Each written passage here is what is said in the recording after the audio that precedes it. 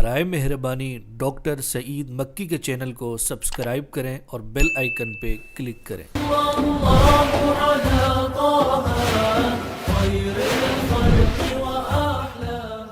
الحمد للہ رب العالمین والصلاة والسلام على رحمت للعالمین وعلى آلہ وصحبہ اجمعین۔ میرے عزیز سامعین و ناظرین، حضرت رحمت للعالمین صلی اللہ علیہ وسلم کی بچوں پر رحمت و شفقت، اس سلسلے میں پہلی مجلس میں ہم بعض واقعات بیان کر چکے ہیں۔ آج اس دوسری مجلس میں اسی سلسلے کو ہم کچھ آگے لے جاتے ہیں۔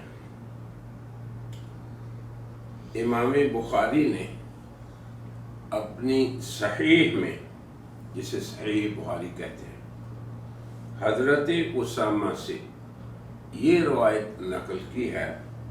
وہ فرماتے ہیں کہ جناب رسول اللہ صلی اللہ علیہ وسلم، یہ حضرت اسامہ حضرت زید کے بیٹے تھے، جن کا مشہور قصہ ہے۔ ایک ران پر مجھے بٹھا لیتے اور دوسری ران پر حضرت حسن بن علی، جو حضرت فاطمہ کے بڑے بیٹے تھے، ان کو بٹھا لیتے۔ پھر ہم دونوں کو اپنے سینے سے چمٹا لیتے اور دعا فرماتے، اے اللہ، میں ان پر رحم کرتا ہوں، تو بھی ان پہ رحم کر۔ اب آپ دیکھیں، بچوں سے محبت شفقت کے علاوہ انہیں دعا دینا، یہ بھی نبی کریم صلی اللہ علیہ وسلم کی سنت ہے۔ یہ نہیں ہے کہ ہم بڑوں کو دعا دیں، جن سے خوب تعلق ہے ہم سے، تو ان کو دعا دیں، بلکہ بچوں کو دعا دینا یہ بھی حضرت صلی اللہ علیہ وسلم کا اسوہ حسنہ ہے۔ اسی باب میں، یعنی بچوں سے خوش طبعی کے باب میں، حضرت انس فرماتے ہیں، جناب رسول اللہ صلی اللہ علیہ وسلم حضرت زینب بنت ام سلمہ کے ساتھ پیار سے انہیں بار بار یا زینب یا زینب کہہ کر بلاتے۔ سبحان اللہ۔ اور اسی باب میں امام بخاری نے اپنی صحیح میں حضرت ام خالد رضی اللہ عنہا کی یہ روایت نقل کی ہے۔ وہ فرماتی ہیں، میں اپنے والد کے ساتھ جناب رسول اللہ کی خدمت میں حاضر ہوئی۔ میں نے زرد رنگ کی قمیص پہن رکھی تھی۔ جب رسول اللہ صلی اللہ علیہ وسلم نے مجھے دیکھا تو فرمایا، سن سن، یعنی واہ واہ۔ راوی کہتے ہیں کہ یہ حبشی زبان کا لفظ ہے۔ ام خالد کہتی ہیں، میں نے جا کر آپ صلی اللہ علیہ وسلم کی مہر نبوت سے کھیلنا شروع کر دیا۔ میرے والد نے مجھے ڈانٹا تو جناب رسول اللہ صلی اللہ علیہ وسلم نے فرمایا، اسے کھیلنے دو۔ پھر آپ میری طرف متوجہ ہوئے اور مجھے یہ دعا دی۔ اب دعا سنیں، اللہ کرے تم یہ کپڑا پرانا کر دو اور پھاڑ دو، یعنی دیر تک اسے استعمال کرو۔ کپڑے کو پرانا کرنا یہاں تک کہ وہ پھٹ جائے، اس میں طول عمری کے لیے دعا ہے۔ اور اسی طرح حضرت سعید بن یزید کے سر پہ آپ صلی اللہ علیہ وسلم نے ہاتھ رکھ کر انہیں برکت کی دعا دی۔ طبرانی حدیث کی کتاب ہے، انہوں نے حضرت عطا سے، جو حضرت سعید بن یزید کے ادا کردہ غلام تھے، یہ نقل فرمایا ہے کہ حضرت عطا کہتے ہیں میں نے اپنے آقا سعید بن یزید کی داڑھی کے بال سفید اور سر کے بال سیاہ دیکھے تو ان سے پوچھا آپ کے سر کے بال سفید کیوں نہیں ہوئے؟ انہوں نے فرمایا میرے سر کے بال کبھی سفید نہ ہوں گے، اس کی وجہ یہ ہے کہ میں کم سن تھا، یعنی چھوٹا بچہ تھا اور بچوں کے ساتھ کھیل رہا تھا۔ ادھر سے جناب نبی کریم صلی اللہ علیہ وسلم کا گزر ہوا تو آپ نے سب بچوں کو سلام کیا۔ اب بچے چھوٹے ہوتے ہیں، غفلت میں ہوتے ہیں، مگر ان سبھی بچوں میں سے صرف میں نے آپ کے سلام کا جواب دیا تو آپ نے مجھے اپنے پاس بلایا، آپ نے میرے سار پر ہاتھ رکھا، آپ نے مجھے اپنے پاس بلایا اور پوچھا تمہارا نام کیا ہے؟ میں نے عرض کیا سعید بن یزید بن اخت نمر، یہ ان کا لقب تھا۔ آپ نے میرے سر پہ ہاتھ مبارک رکھا اور فرمایا اللہ تجھے برکت دے۔ میرا خیال ہے کہ رسول اللہ صلی اللہ علیہ وسلم کے ہاتھ والی جگہ جو میرے سر میں ہے اس کے بال کبھی سفید نہ ہوں گے۔ شاید اس میں یہ ہے کہ حضور اکرم صلی اللہ علیہ وسلم بچوں کے ساتھ کس طرح دل لگی فرماتے، کس طرح ان کے سر پہ ہاتھ رکھتے اور پھر ان کو دعائیں دیتے۔ اللہ اکبر۔ اسی طرح حضرت رحمت للعالمین صلی اللہ علیہ وسلم کی بچوں پہ رحمت و شفقت کے سلسلہ کی ایک روایت امام بزار نے یوں نقل فرمائی ہے۔ حضرت عبداللہ بن یوسف فرماتے ہیں کہ جناب رسول اللہ نے میرے سر پر دست مبارک رکھا اور فرمایا یہ لڑکا 100 سال زندہ رہے گا۔ چنانچہ حضرت عبداللہ بن یوسف نے یہی ہمت پائی۔ اسی سلسلے کی ایک روایت طبرانی نے حضرت عبداللہ بن سلام کے صاحبزادے حضرت یوسف سے یوں نقل فرمائی ہے۔ وہ فرماتے ہیں یوسف بن عبداللہ بن سلام کیا فرماتے ہیں کہ جناب رسول اللہ نے مجھے گود میں بٹھایا، میرے سر پہ ہاتھ رکھا اور میرے لیے برکت کی دعا فرمائی۔ اب آپ دیکھیں ہمارے معاشرے میں اور ہماری گھریلو زندگی میں ایسی چیزیں ہیں، یعنی اللہ سے بچپن سے ہی بچوں کا متعارف کرا دینا اور بچوں کے لیے اللہ سے مانگنا کہ ان میں اللہ سے دعا کرنے کی عادت پڑ جائے، اور پھر بڑوں کا بچوں کے لیے مانگنا۔ حضرت عبد الملک بن عمر رضی اللہ عنہ فرماتے ہیں کہ مدینہ میں ایک لڑکا تھا جس کی کنیت ابو مصعب تھی۔ وہ نبی کریم صلی اللہ علیہ وسلم کی خدمت میں حاضر ہوا۔ آپ کے دست مبارک میں ایک خوشہ تھا، آپ نے ہاتھوں میں مل کر، جو خوشہ جیسے یہ گندم کا خوشہ ہوتا ہے ایسے ہی اور چیزیں جو کھانے والی ہوتی ہیں، تو آپ نے ہاتھ میں ملا، پھر اس کا چھلکا اتارا، پھر اس میں پھونک کر اس کے دانے اس لڑکے کو دے دیے، اور لڑکے نے جو انصار کا بچہ تھا اسے لے کر کھا لیے۔ اور مدینے کے لوگ جو انصار تھے اسے اچھا نہ سمجھتے تھے، لیکن جب رسول اللہ نے ابو مصعب کو دانے دیے تو اس نے آپ کو واپس نہ لوٹائے، یعنی ان کا خیال تھا کہ آپ سے لے کے پھر واپس دے دیتا۔ ابو مصعب کہتے ہیں میں نے نبی کریم صلی اللہ علیہ وسلم کے پاس سے اٹھ کر ابھی تھوڑی دور ہی آیا تھا کہ پھر واپس پلٹا اور میں نے عرض کیا اللہ اکبر، یا رسول اللہ آپ میرے لیے دعا فرمائیں۔ آپ نے پوچھا تمہیں یہ جو دعا والی بات ہے کس نے سکھائی؟ میں نے عرض کیا کسی نے نہیں۔ آپ نے فرمایا میں دعا کروں گا۔ جب میں واپس ہونے لگا تو آپ نے مجھے بلایا اور ارشاد فرمایا کثرت سجود سے میری مدد کرنا۔ میں اپنی ماں کے پاس واپس آیا تو ماں نے دریافت کیا اتنی دیر کہاں تھے؟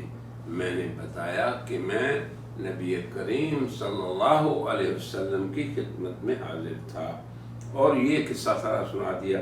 آپ ایک خوشہ لائے، اپنے دست مبارک سے اسے صاف کیا، دانے نکالے اور پھر مجھے دیے۔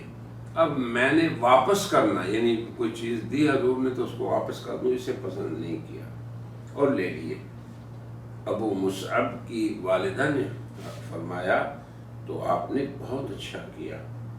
پھر میں آپ کی خدمت میں حاضر ہوا اور آپ نے میرے لیے دعا فرمائی۔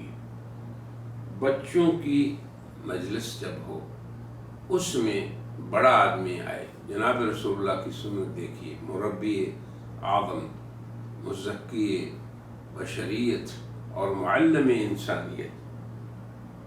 تو جب کسی مجلس میں آپ جاتے تو مجلس اور مقام کے مطابق ان کی تربیت فرماتے۔ بڑوں کی مجلس میں اور رویہ ہوتا، نوجوانوں کی مجلس میں اور رویہ ہوتا، چھوٹے بچوں کی مجلس میں اور۔ تو یہ اصل میں جناب رسول اللہ صلی اللہ علیہ وسلم کی سیرت سے ہم ان کے اسوہ حسنہ کو اس لیے بیان کر رہے ہیں آپ حضرات کے لیے کہ ان چیزوں کو ہمیں یاد رکھنا چاہیے۔ اسی سلسلے کی ایک روایت امام بخاری نے حضرت سہل بن سعد رضی اللہ عنہ سے نقل فرمائی ہے کہ جناب رسول اللہ کی خدمت میں پینے کی کوئی چیز پیش کی۔ اب آپ دیکھیں، اب ایسی مجلس تھی جس میں بڑے بھی تھے، چھوٹے بھی تھے، دائیں طرف بھی لوگ تھے، بائیں طرف بھی لوگ بیٹھے ہوئے تھے۔ تو اب آپ دیکھیں، جب حضور کو پینے کی کوئی چیز پیش کی گئی تو آپ نے اس سے کچھ نوش فرما لیا۔ تو اب پینے کے بعد اب آپ دیکھیں، ہر شخص کی خواہش ہوتی تھی، ہر صحابی کی، کہ رسول اللہ کا جھوٹا میں پیوں۔ مگر اب آپ دیکھیں کہ آپ کی دائیں طرف ایک بچہ اور بائیں طرف عمر رسیدہ تھا، تو آپ ہمیشہ دائیں طرف سے آغاز کرتے، مگر اب دیکھیں کہ ایک بچہ ہے اور دوسری طرف ایک بڑا ہے۔ تو آپ صلی اللہ علیہ وسلم نے اس بچے سے کہا کیا تم اجازت دیتے ہو کہ میں پہلے ان بڑے حضرات کو یہ مشروب پیش کروں؟ اب آپ دیکھیں وہ بچے بھی کیسے تھے، کیسے محبت کرنے والے۔ تو میں نے کہا کہ اللہ کی قسم یا رسول اللہ، میں آپ کے جھوٹے میں سے اپنا حصہ کسی کو دینا کبھی پسند نہیں کروں گا۔ تو پھر رسول اللہ صلی اللہ علیہ وسلم نے دیکھیں ان بڑوں کو چھوڑ کے ان بچوں سے ہی آغاز فرمایا۔ اللہ اکبر۔ بچوں سے رعایت اور ان کی نگہبانی حضرت صلی اللہ علیہ وسلم کے ہاں بڑی اہم تھی۔